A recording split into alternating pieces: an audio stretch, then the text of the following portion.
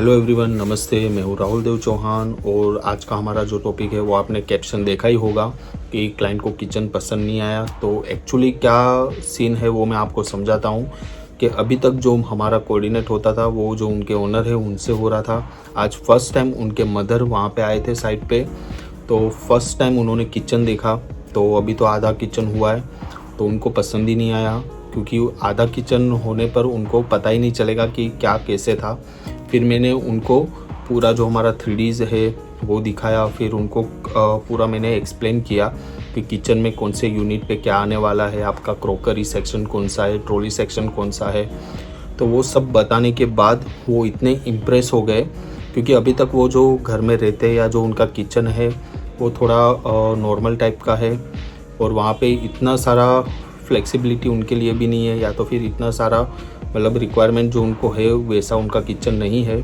तो ये सब जब मैंने उनको एक्सप्लेन किया तो वो काफ़ी इम्प्रेस हो गए और फिर मुझे पूछ रहे थे ये कब तक बन जाएगा घर, क्योंकि उनको भी एक अलग से ही एक्साइटमेंट है अंदर से, वो भी कि जल्दी जल्दी घर हो जाए तो हम आज आएंगे रहने के लिए।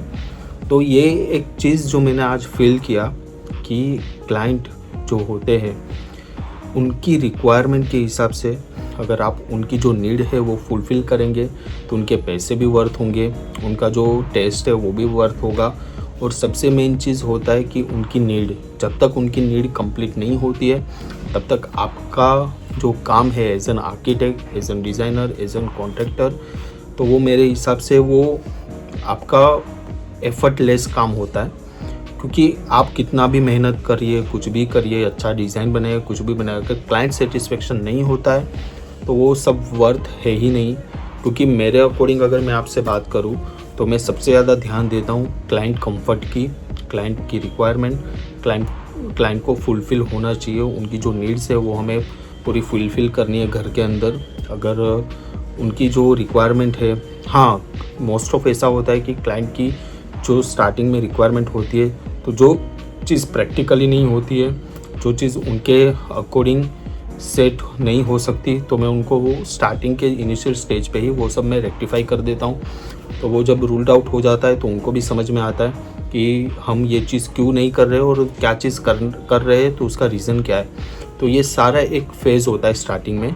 उसके बाद हम डिज़ाइनिंग करते हैं और डिज़ाइन होने के बाद फिर वापस से उनको 2-3 बार रेक्टिफाई होता है सब चीज़।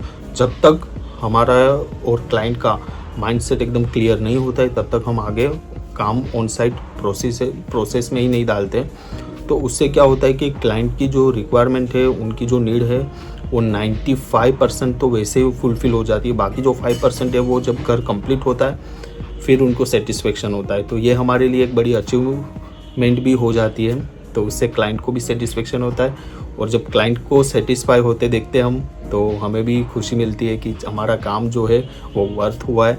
और हमें भी पूरा मोटिवेशन मिलता है उनसे कि जब उनके पॉजिटिव कमेंट्स आते हैं, जब उनके तरफ से तारीफ़ आती है, जब वो हमें कहीं रेकमेंड करते हैं, उनके तरफ से हमें दूसरे काम भी मिलते हैं। तो ओवरऑल देखें तो यही सबसे बड़ी चीज़ होती है। तो बस ऐसे आगे आप भी काम करते रहिए, हम भी करते रहेंगे और मिलते हैं नेक्स्ट वीडियो में। तब तक के लिए गुड बाय।